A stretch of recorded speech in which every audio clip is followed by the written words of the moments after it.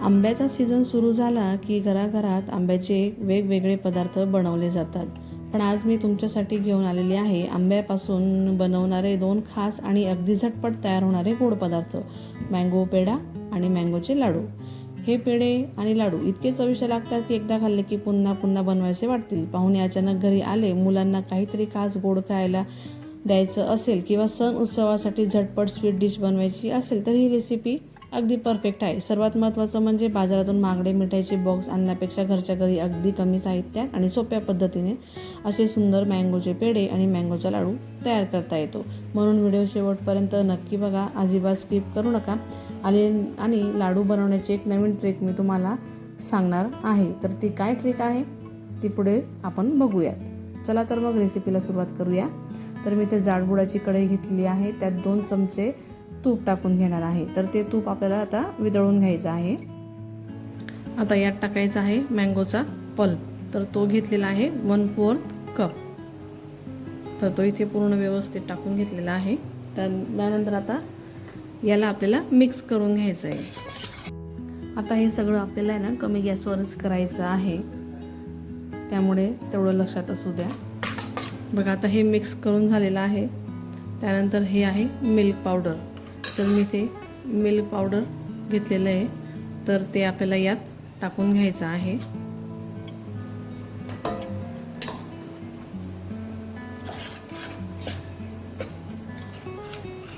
तर हे व्यवस्थित आपल्याला मिक्स करायचं आहे.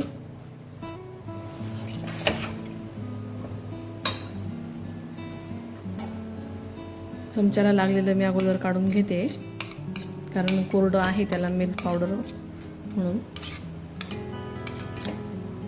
तर आता हे झालेलं आहे मिक्स करून. त्यानंतर यात टाकायची आहे साखर. तर इथं साखर आपण टाकून घेऊ. तर मी ते 4 चमचे साखर टाकलेली आहे, कारण आंब्याचा पल्प आंबटही असतो, गोडही असतो, आंब्यानुसार असतं. आपण कितीही चांगला बघून आणला तरीसुद्धा तो आंबट निघतो. त्यानंतर केशर दूध.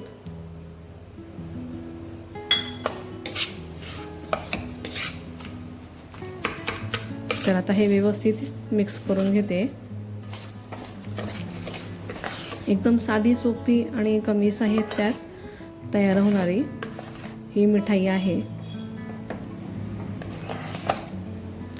तर कोणाकोणाला आंब्यापासून बनवलेले पदार्थ आवडतात ते नक्की सांगा. आणि तुम्ही आंब्याचे कोणकोणते पदार्थ बनवतात हेही मला कमेंट करून तुम्ही नक्की सांगा. आता बघा मी ते साखर टाकलेली आहे बरोबर. तर त्या जागेवर तुम्ही बारीक केलेली साखरेचं पावडर जरी टाकलं ना तरी काही हरकत नाही, तरी चालणार आहे. तर बघा आता हे छान शिजून झालेलं आहे आणि साखर पण मेल्ट झालेली आहे.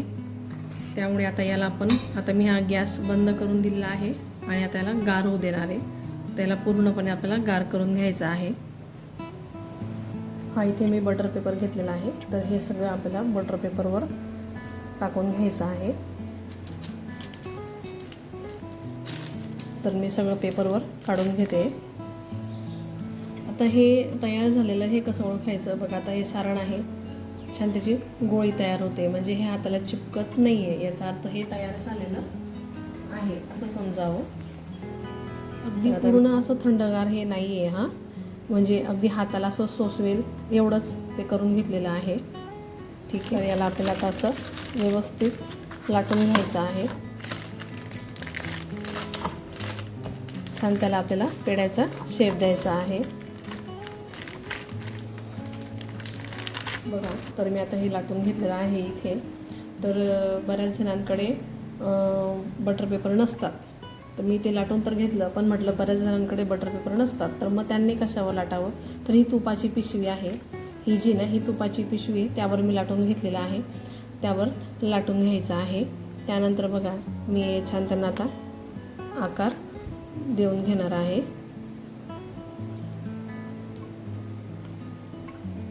अशा पद्धतीने ना तुमच्याकडे जे असेल ते त्याने तुम्ही अशा आकार त्यांना छान देऊन घ्यायचा आहे. तर मी आता हे जुगाडात करते.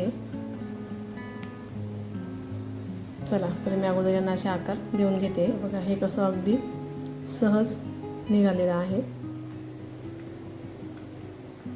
तर आपल्याला हे असं आहे ना व्यवस्थित काढून घ्यायचं आहे. तर हे शेपचं काही नाही आहे. हे असं जर केलं ना सगळं व्यवस्थित दाबलं जातं. पेढा आहे तो, कारण हे बघा कसं छान तयार झालेलं आहे. चला तर मी आता हे सर्वच आहे ना काढून घेते. तर बघा मी इथे आता सर्व पेढे बनवून घेतलेले आहे. तर काही पेढ्यांवर आपल्याला असे काजू लावून घ्यायचे आहे, तर कुठे असे बदाम लावून घ्या, त्यानंतर कुठे असे पिस्ता लावून घ्या. तुम्हाला हवे ते लावा, असं काही नाही की हेच लावायला पाहिजे. बघा कसले छान दिसत आहेत की नाही.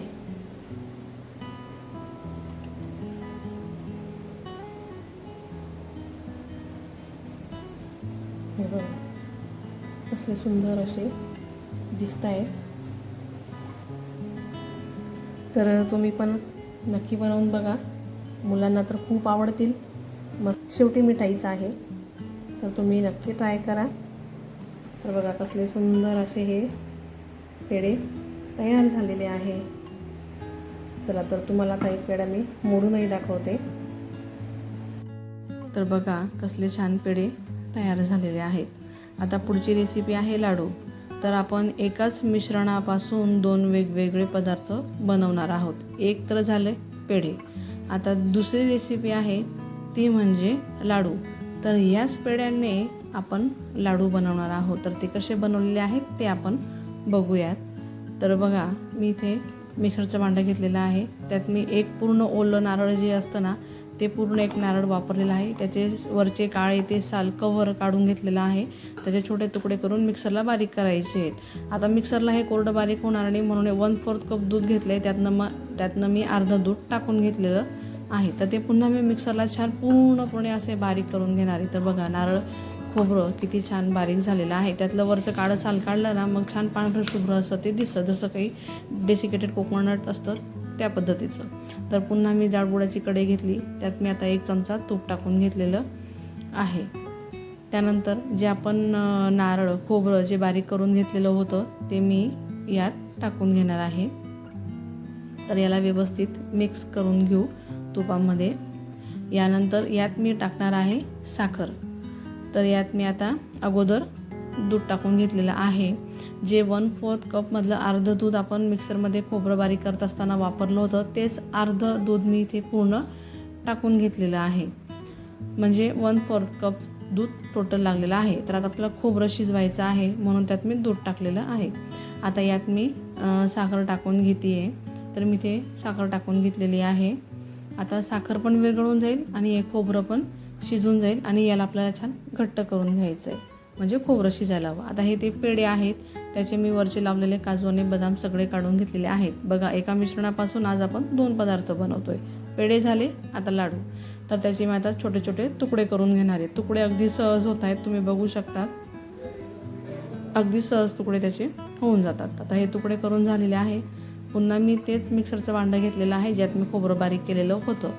तर यात आता मी हे टाकून घेते. आता हे नुसतं तर बारीक होणार नाही, तर यात आपल्याला टाकायचं आहे दूध. तर मी पुन्हा 1/4 कप दूध भरून घेतलेलं आहे. 1/4 कप तर ते मी यात टाकून घेतलेलं आहे आणि मिक्सरला बघा छान त्याची मस्त अशी बारीक प्युरी पेस्ट करून घेतलेली आहे. जर त्यात काही पेढ्याचा खडा काही राहिला असेल तर तो आपल्याला काढून घ्यायचा आहे किंवा पुन्हा मिक्सरला फिरवून घ्यायचं आहे. तर आता खोबरं शिजून झालेलं आहे. तर ते जे आपण मिक्सरला पेढे बारीक केलेले होते तर ते यात आपल्याला टाकून घ्यायचं आहे. तर याला पूर्णपणे व्यवस्थित मिक्स करायचं आहे. तर मी यात पुन्हा थोडं केशरचं दूध हे टाकून घेतलेलं आहे. तर बघा कसलं छान शिजलेलं आहे. छान त्याला घट्ट करून घ्यायचं आहे. तर बघा कसलं हळूहळू ते आता शिजत चाललेलं आहे. तर सगळं कमी गॅसवरच करायचं आहे. तर बघा आता हे पूर्ण शिजून गेलेलं आहे, छान घट्ट झालेलं आहे. तर अशा पद्धतीने आपल्याला घट्ट करायचं आहे. तर आता याला आपल्याला पूर्णपणे गार करून घ्यायचं आहे. तर बघा कसलं आता तर त्याला मी एका डिशमध्ये काढून घेतलेलं आहे. डिशमध्ये काढून त्याला पूर्णपणे गार करून घेतलेलं आहे. तर आता याचे आपल्याला छान आहेत ना असे लाडू बांधून घ्यायचे. तर हे आहे डेसिकेटेड कोकोनट. तर मी ते घेतलेलं आहे. आता बघा, आता त्याचे तुम्हाला हव्या त्या छोट्या मोठ्या साईजमध्ये आपल्याला लाडू बांधून घ्यायचे आहेत. तर बघा, या अशा पद्धतीने मी छोटे छोटे छान असे लाडू बांधून घेणार आहे. तर अगदी पटकन तयार होतात. मस्त मऊसूत हे मिश्रण आहे. तर बघा, छान लाडू झालेला आहे. तर आता याच्यामध्ये मी त्याला आता पूर्ण व्यवस्थित फिरवून घेते हाताने. डेसिकेटेड कोकोनट टाकून घेते. बघा, कसला छान त्याला लुक आलेला आहे. कोणी म्हणणार नाही की तुम्ही पेढ्यांपासूनच पुन्हा लाडू बनवलेले आहेत. असले सुंदर असे लाडू तयार झालेले आहेत. तर बघा, कसला छान असा लाडू दिसतोय. तर मी आता असे लाडू बनवून एका साईडला ठेवते आणि मग मी नंतर डेसिकेटेड कोकोनटमध्ये त्यांना असं व्यवस्थित लावून करून घेते तयार. तर रेसिपी कशी वाटली हे कमेंट करून तुम्ही मला नक्की सांगा. हे जे मी एका मिश्रणापासून 2 प्रकाराचे रेसिपी बनवलेली आहे, 2 प्रकारचे स्वीट्स बनवलेले आहे, ते तुम्हाला कसे वाटले ते मला कमेंट करून नक्की सांगा. त्याचबरोबर व्हिडिओला लाईक करा, शेअर करा आणि प्लीज चॅनलला देखील नक्की सबस्क्राईब करा. बघा, कसले छान लाडू तयार झालेले आहेत. लाडू कसा झाला आहे हेही मी तुम्हाला दाखवते. अगदी सॉफ्ट असे लाडू तयार झालेले आहेत. बघा, कसले छान मँगोचे असे लाडू तयार झालेले आहेत. छान ज्युशी लाडू तयार झालेले आहेत. बघा, कलरसुद्धा खूप सुरेख आलेला आहे. चवीला तर खूपच छान लागतात. तर तुम्ही हे पदार्थ बनवून बघा. ज्याला लाडू आवडत असेल त्याने लाडू बनवा, ज्यांना मिठाई आवडत असेल, पेढा आवडत असेल त्याने पेढा बनवा. चला तर मग भेटूया पुढच्या रेसिपीसोबत. तोपर्यंत धन्यवाद.